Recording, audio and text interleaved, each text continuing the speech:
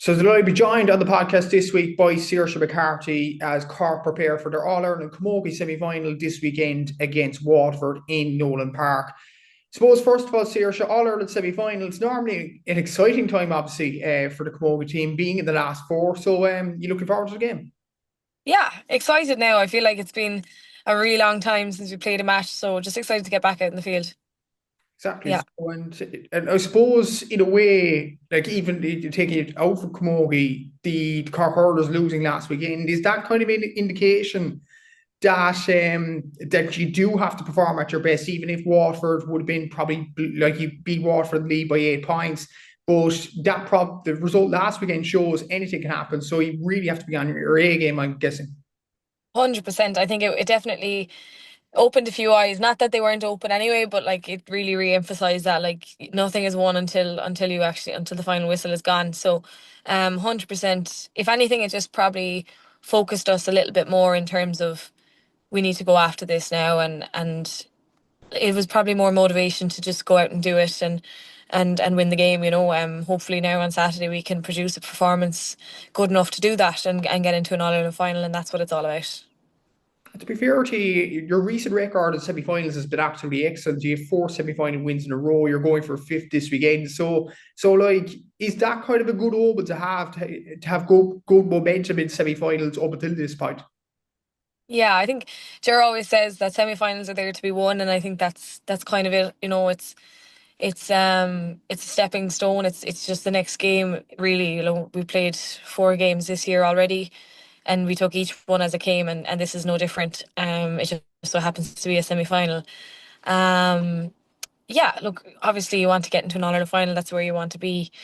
Last couple of years we've been lucky. Like we in 23 there now we beat Galway by, was it a point or two? It was a really close game.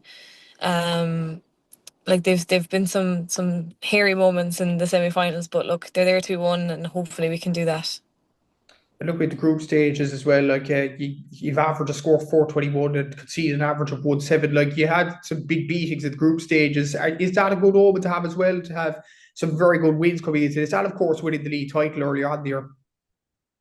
Yeah, look, the year is going well for us. We're performing well, and look, obviously there's always room for improvement, and we'll try and get better for the next day out. We've been training hard over the last couple of weeks since the group games finished up. So look, hopefully we can produce an even better performance on Saturday.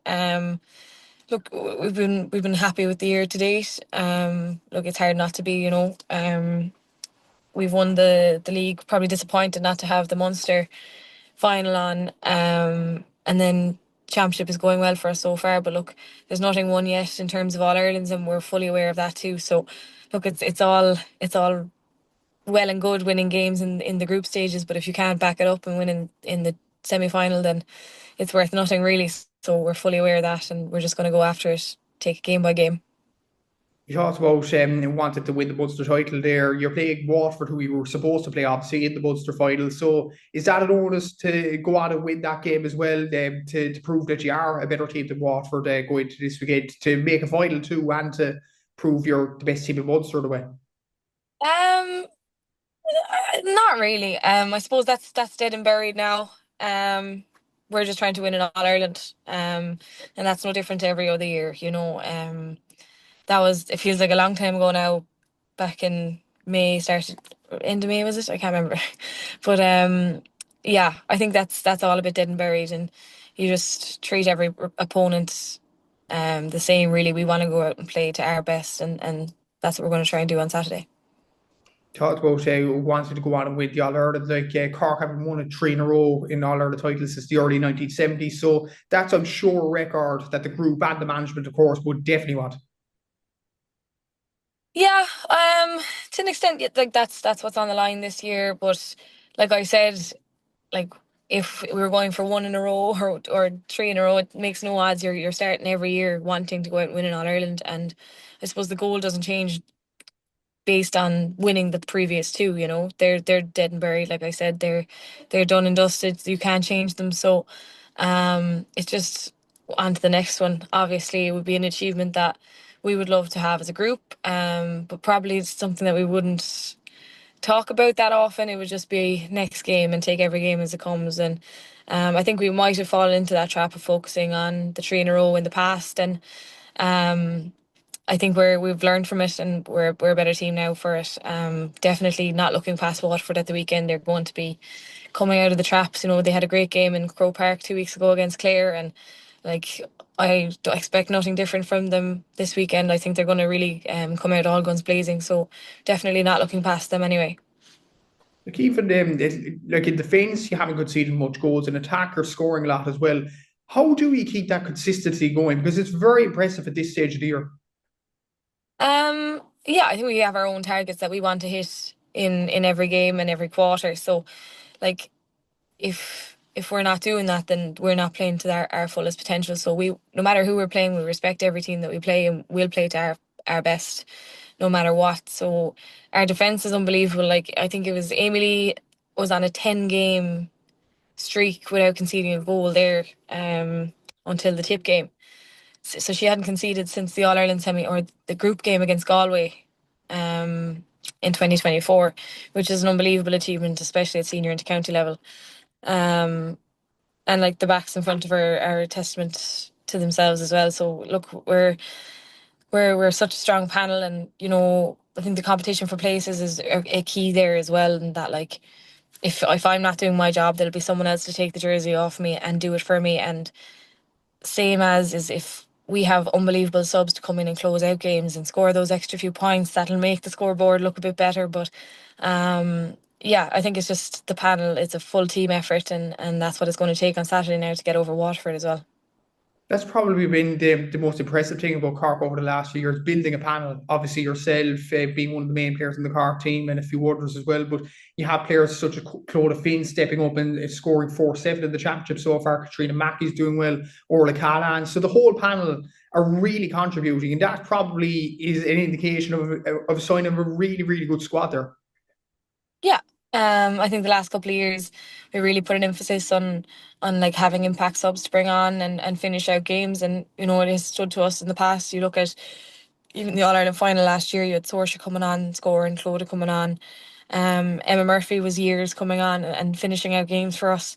So like the importance of our subs is crucial to finishing games and winning matches. So that's no different this year. And thankfully, like you said, Claude is having a stormer of a year, and she was probably one of those impact subs, and now she's in the toss up for the starting 15 all year. So yeah, it's a lovely environment to be a part of, but the pressure's on as well, within your own camp, to keep your jersey or to get your jersey. So it's competitive.